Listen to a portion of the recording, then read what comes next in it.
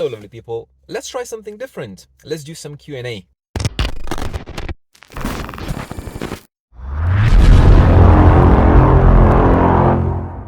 Today we're gonna have some fun. I did post on my Patreon, on Facebook, and on YouTube if you have any questions for me. So a lot of people in like YouTube or car audio in general, what they do either podcasts, either they do like live streams and try to answer some questions there. However, most of you are from all over the world and a lot of you are in America, so our timeline doesn't kind of work. So I cannot live stream and catch a lot of you. So I decided just to ask if you have any questions.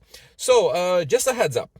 I am not a professional, and all of these answers to the questions is gonna be just my opinion on things, or like to the best of my knowledge. If I'm not gonna know, I'm just gonna send you somewhere where you can find the information. But I'm gonna try to answer as best as I can and to be as honest as I can. And we're gonna start with Patreon questions, so just a few. Any advice on how to test if the speakers are in phase and the input signal polarity is correct? I did EQ and time alignment, but the center stage is still off to the right side. Now I suspect that I'm having a phase issues because even if I make front woofers EQ identical, the stage is still to the right. Okay, so first question is, how did you do time alignment? Because there's different ways how to do time alignment. You can use tape measure, you can use impulse response, you can use some automatic like Helix and that kind of stuff. So the proper and best way how to determine if your speakers are in phase or out of phase is to use impulse response. So for acoustical measurements, you use a loop back cable and measure the impulse response, and you can see the peak. The first peak, is it going up or is it going down? For electrical signals, you can use like input signal analyzer if you're using a Helix processor. Audison processors have it. Apart from that, I would imagine you can use the same impulse response on electrical signals. However, the best way is, the easiest way is you can use, what you do is you measure one. If you're, for example, measuring mid basses in this case, you measure one mid bass RTA, normal RTA around your head, whatever you use, or like in a stationary use, measure one mid bass. You measure the second mid bass, and then you measure them both together. And what you want to see is, you want to see the sum of them have to be above the individual lines. So for lower frequencies, that has to be like plus 6 dB sum. On higher frequencies, like for like tweeters and stuff, you might have only maybe like 3 or 4 dB. But the main thing to look at is the sum. So if they are summing, they are in phase, because there's no other way. What you can see is, if you have like summing through all the frequency response and you have one dip in the sum and the sum again, that means they're out of time. So the time alignment is not set correctly and you have some comb filtering happening. So what you have to do is just adjust the time alignment. The other easy way how you can test the polarity is use like the polarity popper or whatever. So you can download an app on the phone, or there's a little device that you like stick next to the speaker. It does like a little pop and it shows you it's either green, either red. So that checks the polarity for you as well. But in general, when you're doing time alignment, like if you have a sum, if the drivers are summing, and if you have the image to the side, what frequency is it? Is it for the whole frequency range, or is it on a particular frequency? Because if it's just a particular frequency, it might be a reflection that's coming from the side of the car and it just messes something up. It might be a resonance. If you have something rattling in the door, it pulls your attention, that kind of thing. But in general, if you have your speakers in phase and in time, they will image what they're supposed to image. Another thing to remember is that the microphone doesn't measure the same as we hear. So if you measure, for example, one mid bass, that is the right mid bass, and you measure it from one ear, just around one ear, take a RTA, and then you take an RTA on the other ear, that's gonna be 3 or 4 dB difference, maybe 2 dB difference. So the microphone doesn't measure the same as we hear, because we hear from with both ears. So in your case, if you have the levels of both mid basses kind of on the same level, and you have time alignment done properly, then you need to adjust the level, so basically reduce one side until you get the image where, like, in the center where it's supposed to be. Because if you're gonna, you can play with the time alignment as well a little bit, but not too much, because then you might introduce some comp filtering, as I said. So in the sum, then you're gonna have like a dip in one place, and it's not ideal. And the thing is, like, if you adjust the time alignment that you have the drivers phase aligned, then it's only the level difference. So even if your RTA says that levels are same, trust your ears, not RTA, and adjust the level and bring that image where it's supposed to be according to your ears, not the RTA. Okay, second question. When I tune my car, I tune to get the left channel sum okay, the right channel sum okay, so like the sides, but when I pay pink noise altogether, they always have high dips and peaks. That's gonna happen because, again, as I mentioned before, our ears are structured a bit differently than the microphone. So the microphone cannot differentiate from a direct sound and a reflection. Those peaks and dips are mainly reflections that are coming all over the place and interaction between the speakers. So if you want to dive very deeply into like spectral balance and make it very, very correct, what you have to do is you have to use band limited pink noise. So you can create a pink noise that is just for specific like bands, like for example, like 100 hertz to 200 hertz, then 200 hertz to 300 hertz, or like 500 hertz to 1K, just very narrow bands, and listen where the image is in that specific band when you listen to the whole system.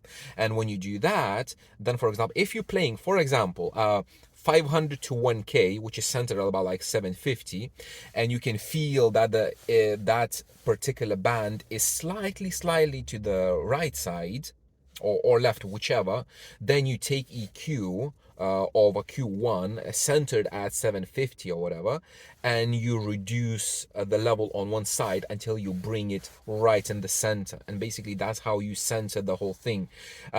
When you EQ'd individual drivers already to the targets and everything, they are playing as they're supposed to be. When they sum, the RTA don't look that much at the sum of RTA, because it's going to show everything that you might not hear. If you have a specific peak in the sum of the RTA, point that frequency and play specifically that frequency on like a tone generator, and like plus 100 hertz, minus 100 hertz, and just listen if you can hear the difference in level. Because if you cannot hear the difference, that means it's only a reflection that the microphone picks up and it's not really audible. So the stuff that RTA shows is not always 100% audible. Don't trust it 100%. Okay, next one.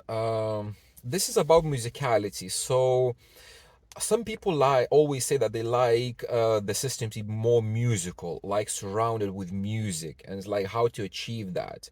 Do you don't do time alignment, or you don't do leveling, or whatever? So this is, again, my opinion is that people that are used to old school systems without processors and without time alignment, they are used to the sound that is kind of all over the place, where you have what they say is like a big stage. It's not a big stage, it's just, it's not, the image is not focused, that's why you perceive it as big. So in my opinion, what they want is no time alignment and a good spectral balance from, like, I don't know, all over the place, but mainly from the driver's seat, because they're going to be listening. And musicality or whatever, it's personal preference, similar to a house curve, because some people prefer to have more mid bass, some people prefer to have more top end, and that is musical to them. But basically, musicality, in my opinion, is just a personal preference that can be defined by a specific house curve. Okay, now we're gonna jump to the Facebook. So Facebook, first comment by Nick, I'm gonna skip it. If you want, you can read it. I'm gonna leave it as it is. All things being equal, what is the audible effect of slew rate and damping factor on various drivers? from like subwoofer, mid bass, mid range, and tweeters? I do not know.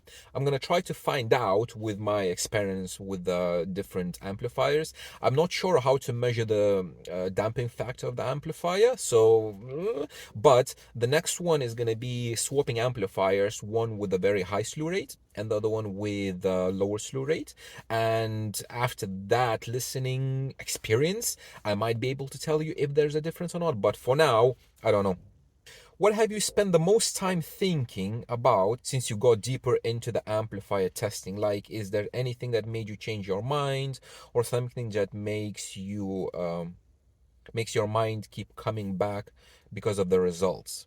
So for me personally, these amplifier measurements changed my perception into certain brands. And I did mention this, I was talking about this previously, like that some brands, they disguise themselves as very high end, very high performing, and they're actually not. And for example, I knew that this kind of stuff is happening in home audio because I watch a lot of Amir's videos from Audio Science Review and all of his like forums and stuff. So I knew that this is happening. I kind of didn't know that this is happening in car audio. I had a suspicion, but I didn't really know. And from the samples of measurements that we don't have a lot of measurements, we don't have a lot of amps, but from all of those, my perception of like car audio brands and scenes is that obviously there's like it's the same in life. You have brands, people, or whatever companies that try to deceive people. Then you have brands, people, companies that are very true and very honest.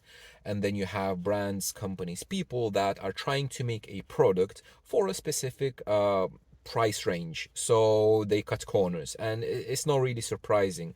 But the most surprising thing for me was when I was testing my amplifiers, the Alpine Type X, the Class D. I expected that they're gonna be much better than they were, and I didn't expect that the old VD12s are that good. So that was the most surprising and revealing part for me. Okay, some claim that certain amps have dynamics and some do not or lacks it. Either they have it, either they don't. How we can distinguish it? So in my opinion, dynamics, whatever, is power. So the more power you have available, clean power, the more dynamical the amplifier is. Because if you go to up to clipping, it kind of starts to throttle and that kind of stuff, and the amplifier is struggling to reproduce those dynamic peaks, where like if you have like a drum hit or whatever and the amplifier goes into clipping, it kind of distorts and you lose all the harmonics and it doesn't sound natural. So to me, all this stuff, it's literally tied to power. Okay, and now we're gonna go to the Facebook comments, just a few. How bad is your opinion on kick panel tweeters? Also, how bad do you think having a component set in my kick panels as well as a 3-inch mid-range and a tweeter in my dash? Okay, so kick panel tweeters. When you think about a kick panels and what they used to do back in the day, you have like a mid-range mid-bass and a tweeter next to each other. And when you think about it, this is a typical like a home audio bookshelf enclosure where you have your mid-range mid-bass driver and your tweeter next to each other.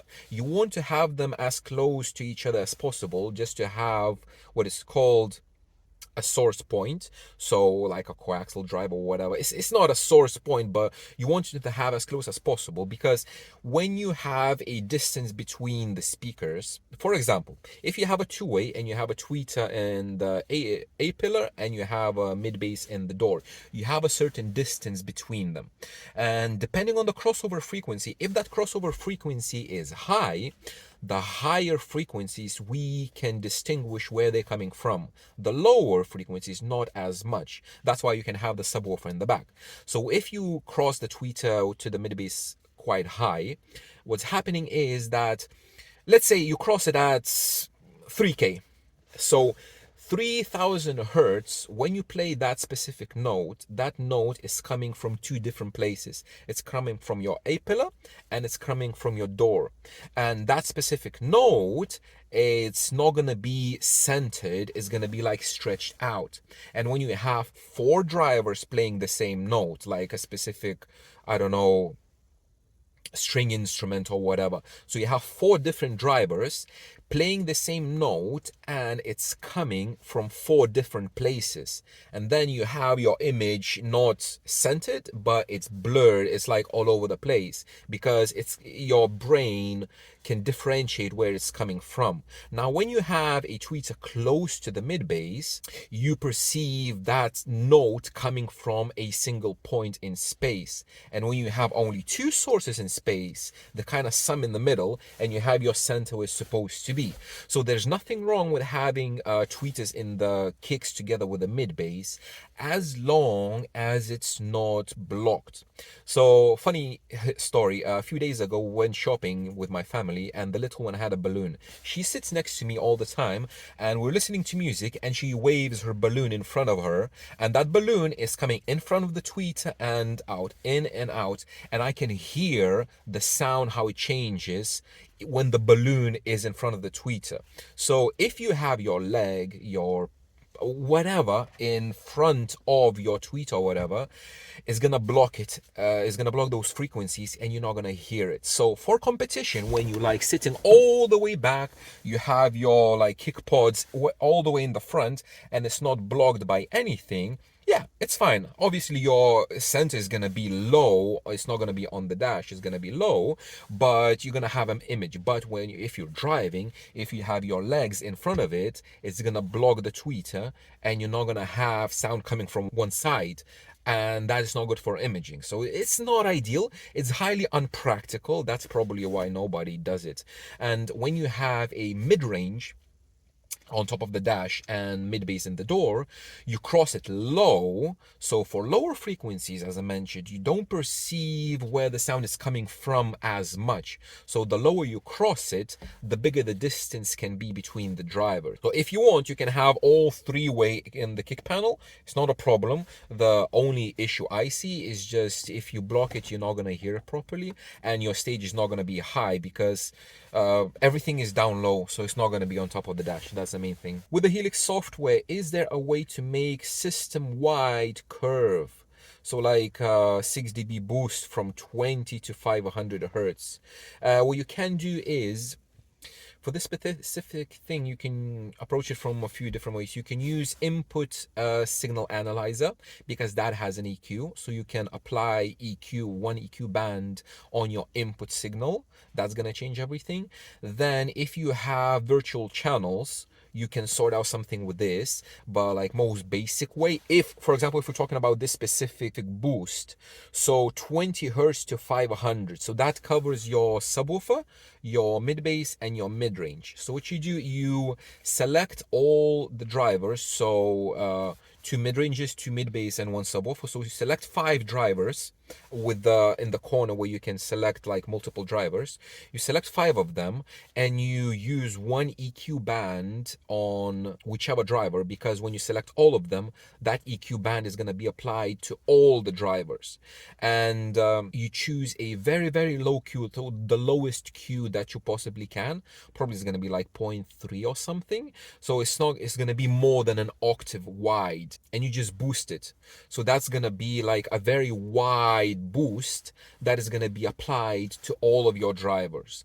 Other option is to use a shelf filter on the first or the last. So on the first band, you can use a shelf filter.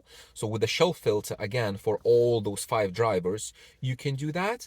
Or if you have a controller like a director or a conductor, you can use Tone EQ, which is specifically designed for that. So Tone EQ allows you to apply a shelf filter to the bottom end or the top end. You can increase or decrease the level for the bass and sub bass, or the tweeter, and it applies to all the drivers at the same time. So it's just the easiest way probably to use the controller. Do you think some audio gear are overrated and overpriced?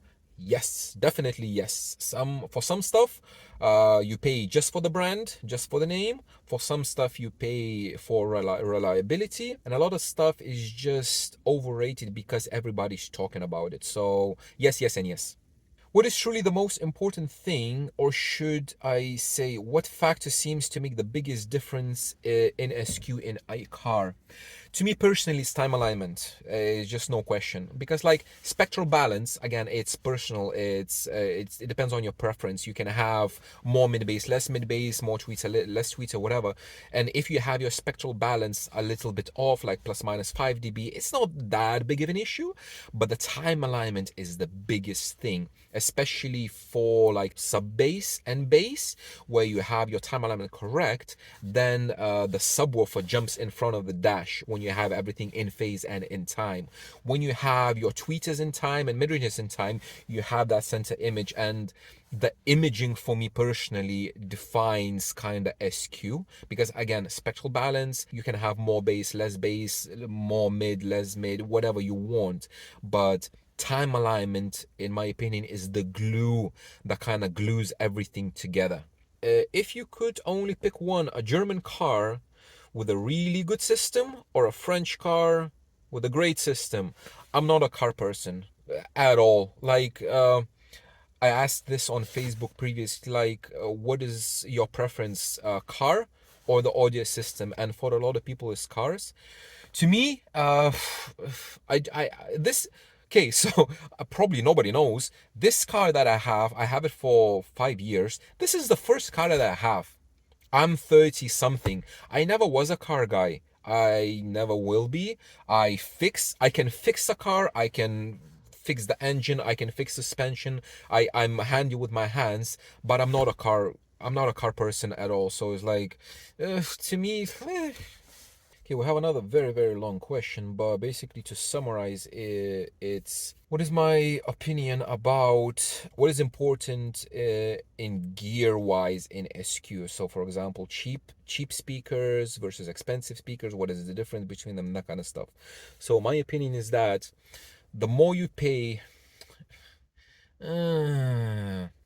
For some brands, yes, as I mentioned, you overpay for stuff that's supposed to cost less and you're paying more for the brand.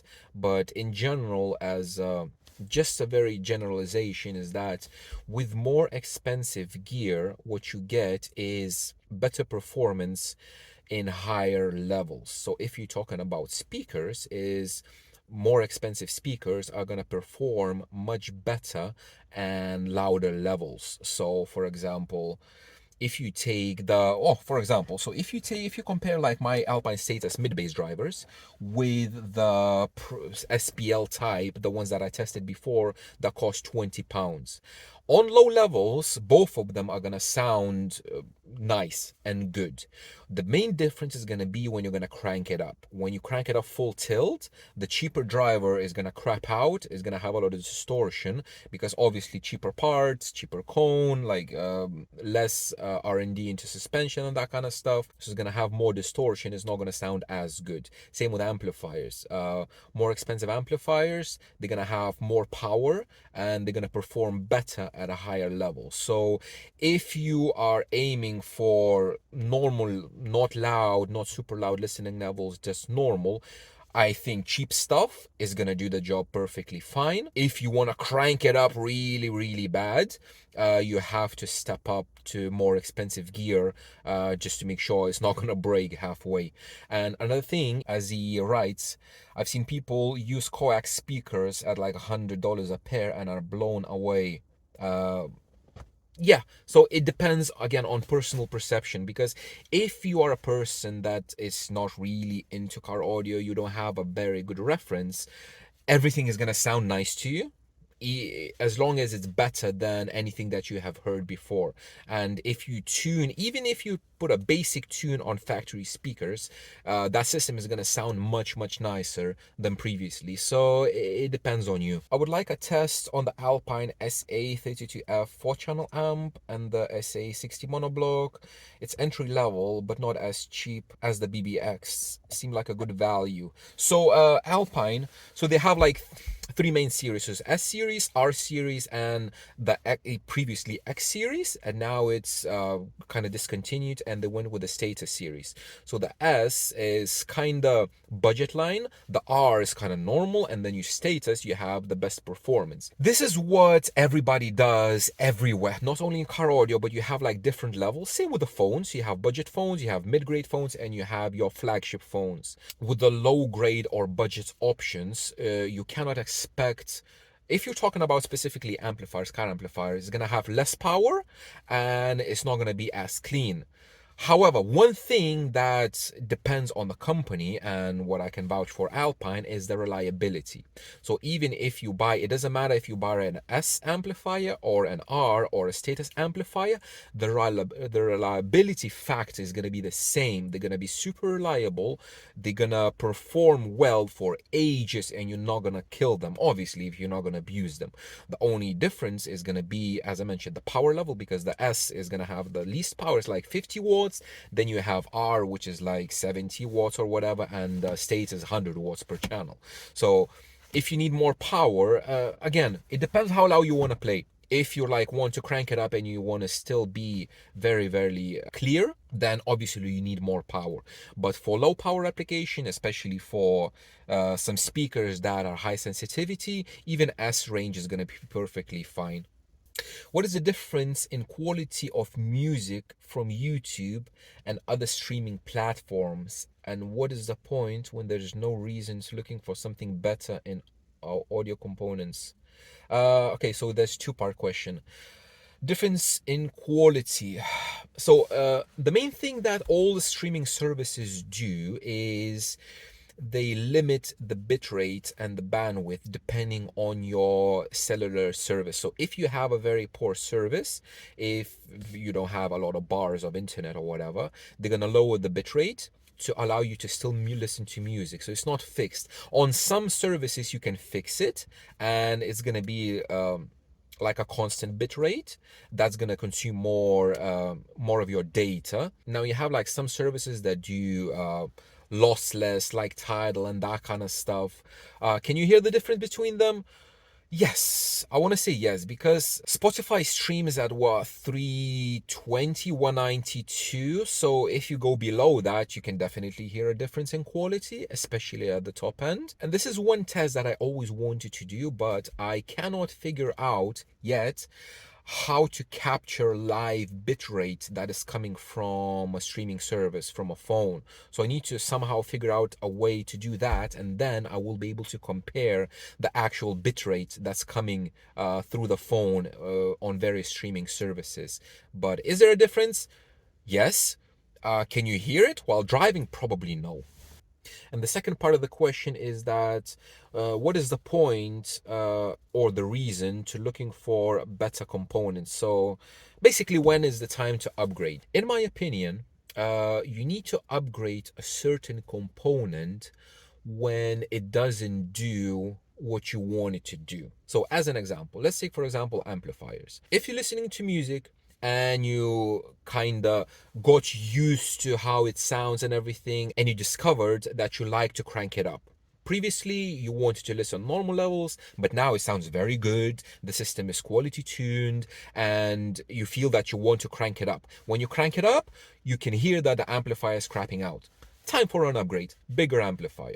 If you have a certain speaker and you like to crank it up and you hear that it's distorting because it doesn't play as low. For example, you have a mid-range that you need to cross a bit lower, but when you crank it up, it starts to crapping out because of the excursion or whatever. Upgrade the mid-range. If you like your bass and you feel that it's not enough, you need a second subwoofer or a bigger subwoofer. And these are the things that you can actually like hear and feel a problem with. So as an example, my front subwoofer, when I had that ScanSpeak woofer in there, it was fine, but then I discovered that I like to crank it up, and when I cranked it up, I could feel that it's kind of crapping out on me. So then I decided I need to upgrade the subwoofer just because it wasn't up to the performance level that I needed to be. The one thing that I hate the most and I don't understand is when people swap gear in search for a better thing. So for example, if you have a DSP that is super clean, off like Helix DSPs, like you have the one that I have, Helix DSP Pro Mark III, and some people online ask, oh, can I upgrade to Ultra? Will I hear a difference in sound? Is it gonna sound better? Or like a head unit, my head unit does this, and can I hear the difference between it? It's like, yes, maybe. If you are the top 1% that has the golden ear for that kind of thing, maybe you're going to hear the difference. But in 99.9% of the cases, there's not going to be a difference. And if there will be, it's going to be just a placebo. So upgrade gear only if you can feel that is not good enough for you. Okay, next question. Can you rank or review your subwoofers that you had or speakers? So I didn't have many subwoofers. I had a twin active box that I bought for 80 pounds years ago. That one was really, really shit. So the first thing that I did, I disconnected the inbuilt amplifier and I connected it to a 4-channel that I had, which improved things quite a lot. But then I had no DSP, no nothing, so it's just my first. So that one was a bit bad. Then I replaced that one with Kicker L7, which is the square one, SPL sub.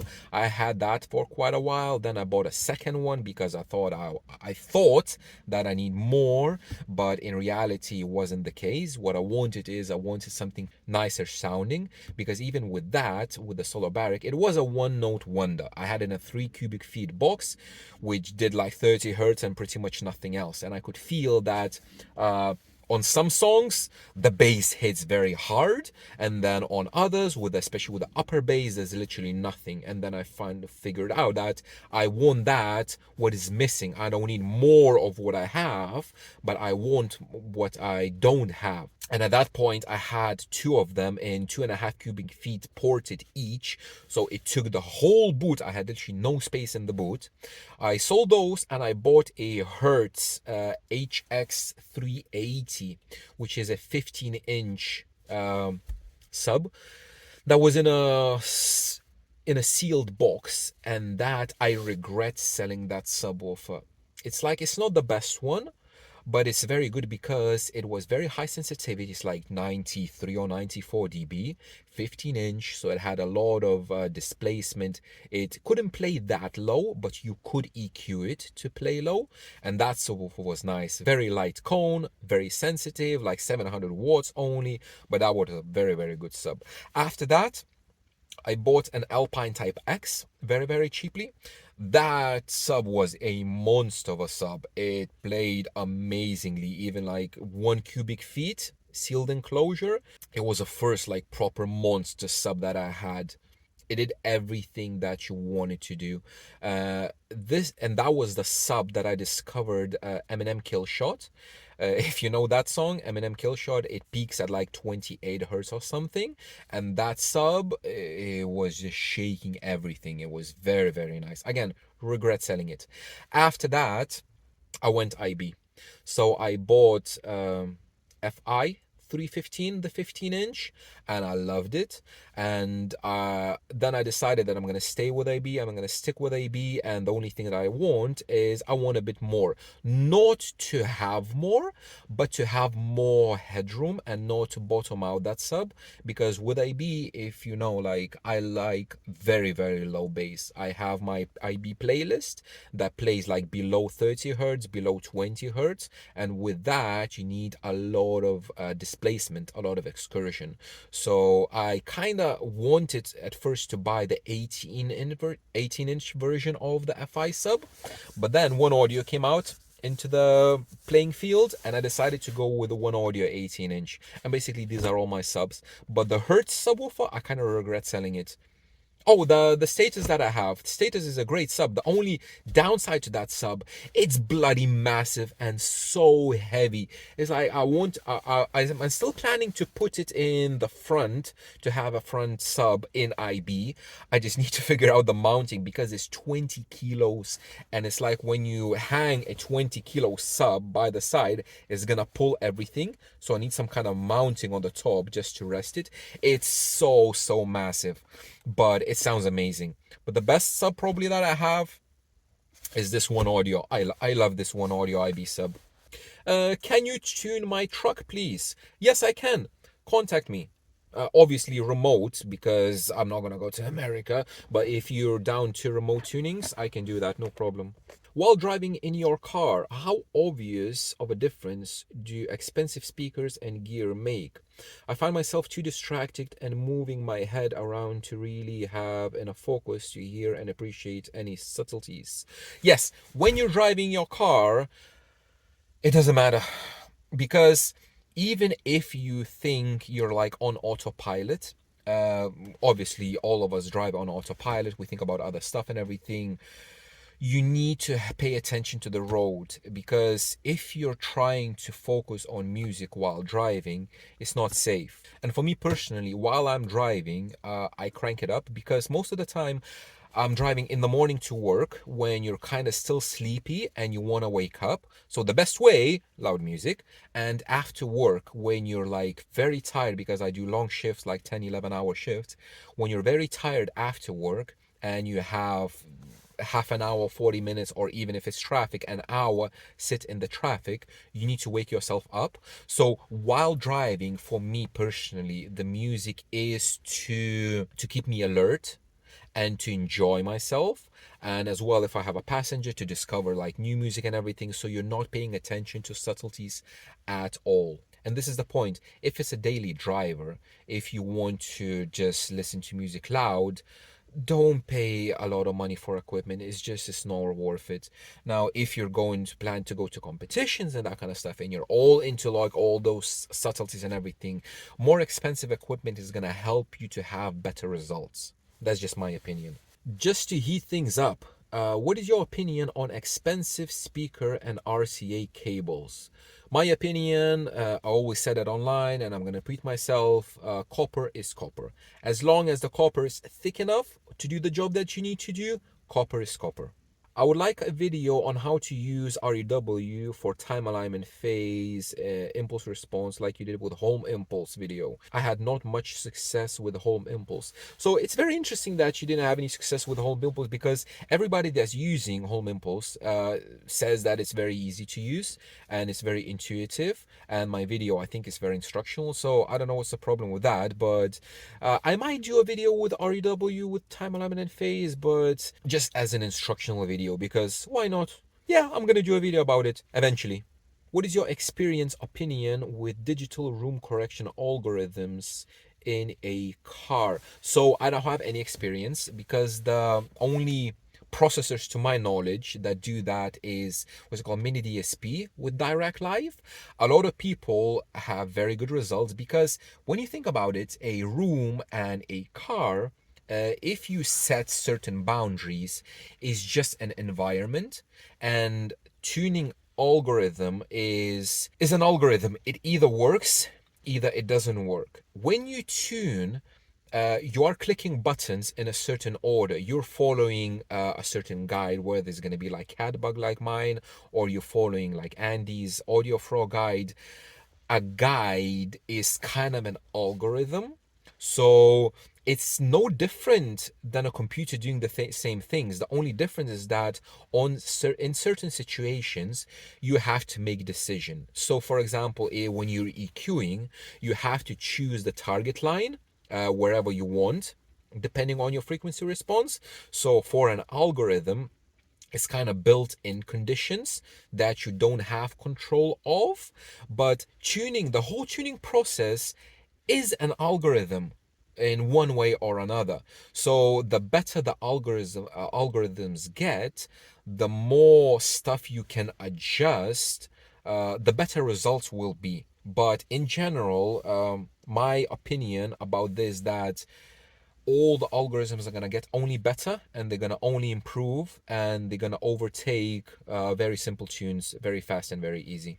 What is the best full range 3.5 or 4-inch speaker that can get low? So in general, when you're talking about speakers and getting low, every speaker can play low.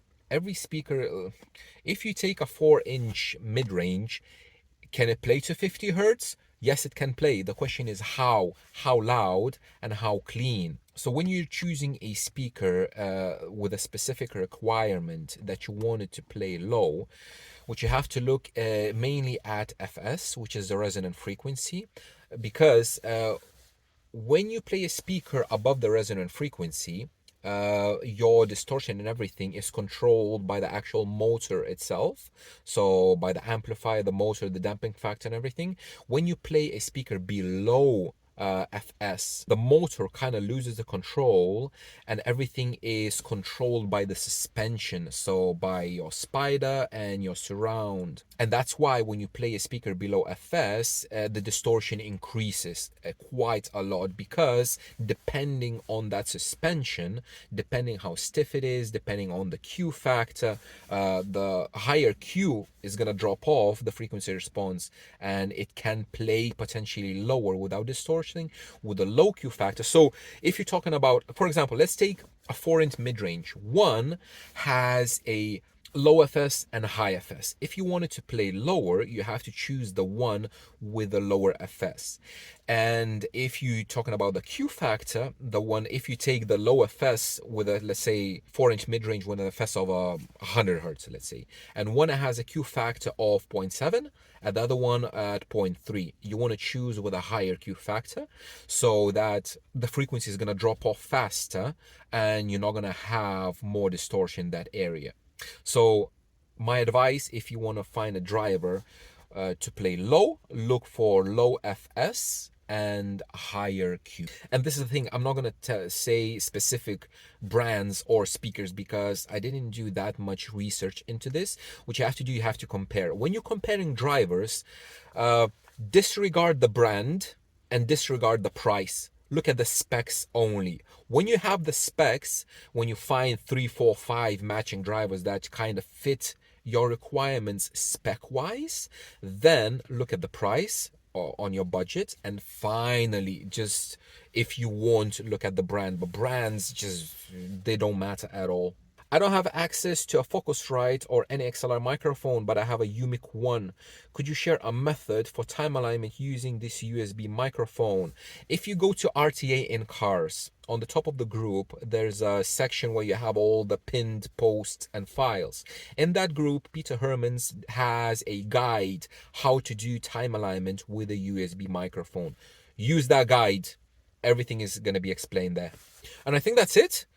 I went through all the questions. So yeah, it's a long video, but I did enjoy doing it.